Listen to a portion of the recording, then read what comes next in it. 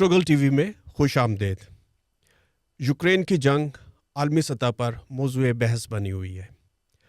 इस जंग के हवाले से रूस का फैलाया हुआ ये प्रोपेगेंडा कि उसने यूक्रेन पर कब्ज़ा नाटो का रास्ता रोकने के लिए, नाटो को सबक सिखाने के लिए और रूसी रियासत के गिर्द नाटो का घेरा जो तंग हो रहा था उसे तोड़ने के लिए ये जंग शुरू की। इस झूठी मिथ को, इस प्रोपेगेंडे को आलमी सतह के ऊपर मीरशाइमर जो एक बड़े मशहूर अमरीकी एकेडमिक हैं, ओलिवर स्टोन जो एक मारूफ फिल्म साज हैं, स्टीफन कोहन एक और बहुत मशहूर एकेडमिक, जेफरी सैक्स, या पाकिस्तान में और हिंदुस्तान में यहाँ बाएं बाजू की मुख्तलिफ जमातें या उनके हलके इस प्रोपेगेंडे को मुसलसल आगे बढ़ाने में शामिल हैं। यूरोप के अंदर भी बाज़ सियासी जमातें जिनका ताल्लुक फार लेफ्ट के साथ हो सकता है, वो इस मिथ को मुसलसल आगे बढ़ाते आ रहे हैं। हम आज के प्रोग्राम में ये दलील देंगे कि ये बिल्कुल एक झूठा प्रोपेगेंडा है जिसका हक़ाइक़ से कोई ताल्लुक नहीं है, या अगर ताल्लुक है तो बहुत ही मामूली सा ताल्लुक है। इस सारी बहस का आगाज़ करने से पहले मैं ये अपना मौक़िफ़ भी सामने रखना चाहता हूँ कि बतौर सोशलिस्ट हम जंगों के ख़िलाफ़ हैं। हम ये समझते हैं कि जब तक इस दुनिया में जंगें ख़त्म नहीं होंगी, इंसानियत सुकून के साथ नहीं रह सकती।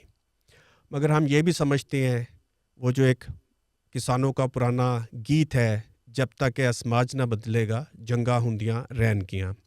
दुनिया में जब तक सरमायादारी और साम्राज्य निज़ाम मौजूद है, जंगें जारी रहेंगी।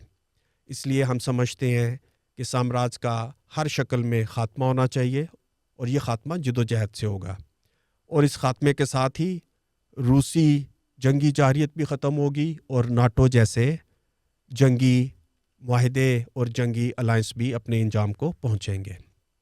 लेकिन इस प्रोग्राम में मौजूद बहस के हवाले से मैं कुछ नुकात पेश करना चाहता हूँ।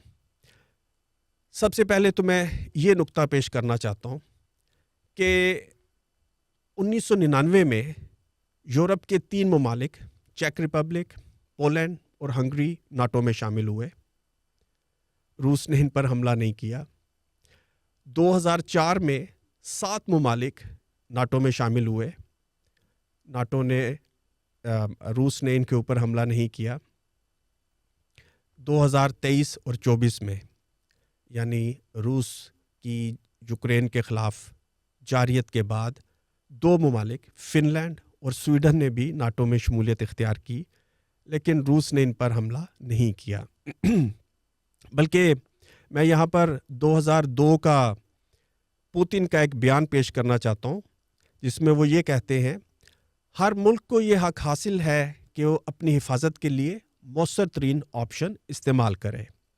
इसी तरह के कुछ और बयानात भी उस अरसे में ये देते रहे हैं। ये वो दौर है जिसमें रूस नाटो के साथ मिलकर और बिलखसूस मगरब की आशीर्वाद से चेचनिया में वही कुछ कर रहा था जो अभी हाल ही में इसराइल ने गज़ा में किया है। तो उस वक्त नाटो से कोई ख़तरा नहीं था, उस वक्त नाटो की बढ़ती हुई रुकन साजी से कोई ख़तरा नहीं था।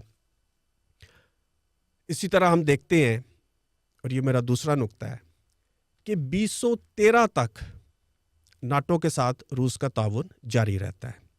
बिलाशुबा 2007, 2008 वहाँ पर यूरोप के अंदर म्यूनिख में और शायद बुखारेस्ट में कुछ तकारीर, कुछ इवेंट्स हैं जिनके हवाले से मीरशाइमर बिलखसूस या स्टीफन कोहन भी ये नुक्ता उठाते हैं कि जी रूस ने, पुतिन ने नाटो के बढ़ते हुए घेरे के ख़िलाफ़, बढ़ते हुई मेंबरशिप के ख़िलाफ़ एहतजाज करना शुरू कर दिया था। ये दुरुस्त है, लेकिन साथ ही साथ ताउन भी जारी था। 2013 में भी रूस और नाटो की मुश्तरका मशक़ें हो रही थीं, और हमारे यहाँ अफ़गानिस्तान के हवाले से याद रहे कि रूस और अमेरिका के दरमियान बहुत अच्छे से ताउन जारी था।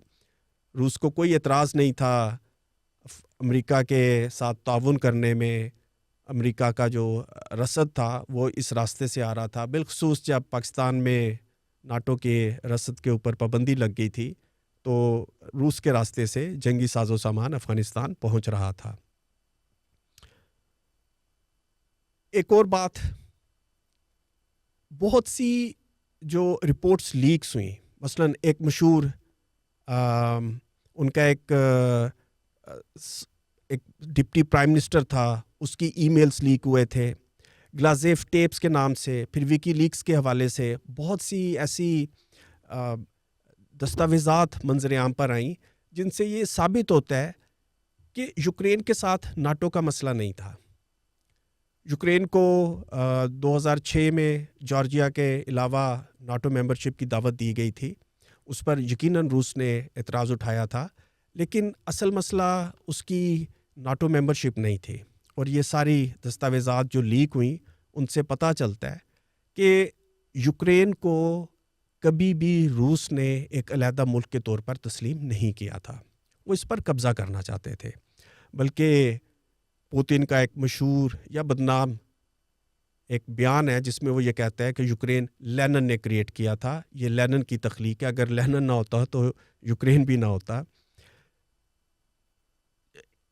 الیگزینڈر دوگن جیسے مشہور نظریہ ساز جو پوتن کے بہت قریب سمجھے جاتے ہیں، وہ ایک عرصے سے روسی شاونزم پھیلا رہے ہیں، روسی شاونزم اور روسی شاونزم پر مبنی توسیع پسندی کے نظریات کو پھیلا رہے ہیں اور پوتن کے ساتھ ملے ہوئے ہیں۔ پوتن بھی نظریات کو آگے بڑھاتا آ رہا ہے۔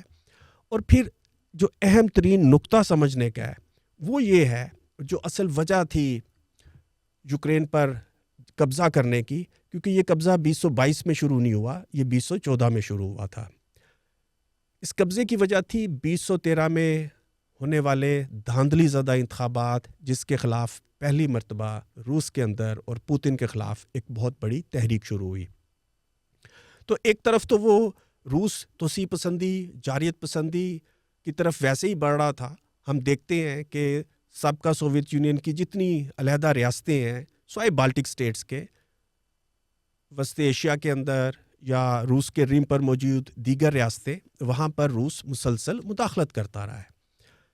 یوکرین کے اپنے اندر بھی یانکووچ جو وہاں 2014 میں فرار ہو گیا تھا، وہاں کا صدر، وہ 2004 سے روس کی مدد سے سیاست میں حصہ لے رہا تھا، انتخابات لڑ رہا تھا۔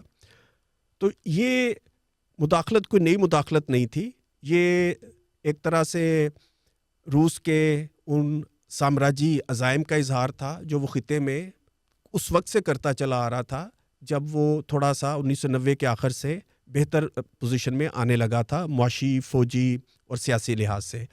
اور دوسری طرف یہ 2013 کے انتخابات کی جمہوری تحریک تھی، جس سے نپٹنے کا ایک طریقہ یہ تھا کہ یوکرین کو فتح کیا جائے، یوکرین میں جنگ شروع کی جائے، تاکہ جو اندرونی معاملات ہیں ان کی توجہ آپ بیرونی طرف لے جائیں۔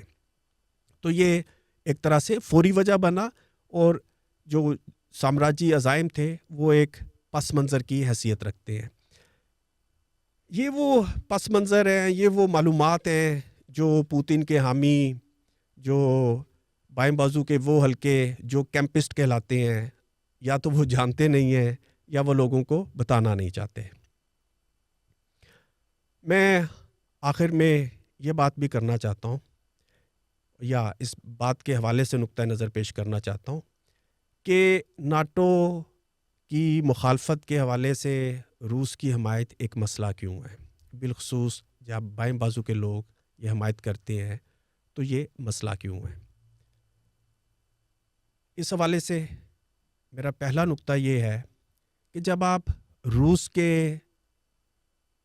کی حمایت کرنے لگتے ہیں تو آپ روس کے سامراجی کردار پر پھر بات نہیں کرتے، پھر آپ پوتن کے جو اس رجیم کی نیچر ہے اس پر بات نہیں کرتے۔ پوتن ایک بے رحم حکمران ہے، پوتن کے ارد گرد جو ٹولہ ہے وہ ایک بے رحم غیر جمہوری اتھارٹیرین رجیم ہے، آپ اس کے اوپر بات نہیں کرتے۔ اس رجیم نے، اس لیڈر نے چیچنیا میں جو ظلم کیا، پھر آپ اس کی بات نہیں کرتے، وہ آپ بھول جاتے ہیں۔ اور یہی چیزیں پھر آپ چین کے حوالے سے بھی اپلائی کرنے لگتے ہیں۔ آپ تبت کی بات نہیں کرتے، آپ ویگر کی بات نہیں کرتے، آپ کو صرف امریکہ اور یورپ کے مظالم نظر آتے ہیں، آپ کو روس اور چین کے مظالم نظر نہیں آتے، اور یہی میرا دوسرا نقطہ ہے۔ یہ نقطہ نظر منافقت پر مبنی ہے کہ اگر آپ ایک کیمپ کے مظالم کی بات کریں، دوسرے کیمپ کے مظالم کی بات نہ کریں۔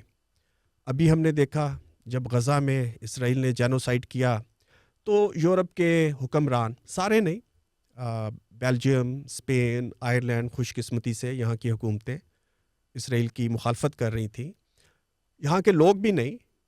ہم نے دیکھا کہ غزہ جینوسائیڈ کے دوران دنیا میں جو سب سے زیادہ مظاہرے ہوئے وہ برطانیہ میں ہوئے، جہاں پہ 30,000 کے قریب مظاہرے ہوئے، اور اس میں سے 5 قومی سطح کے بڑے مظاہرے تھے جن میں بعض اوقات 5-6 لاکھ لوگوں نے شرکت کی۔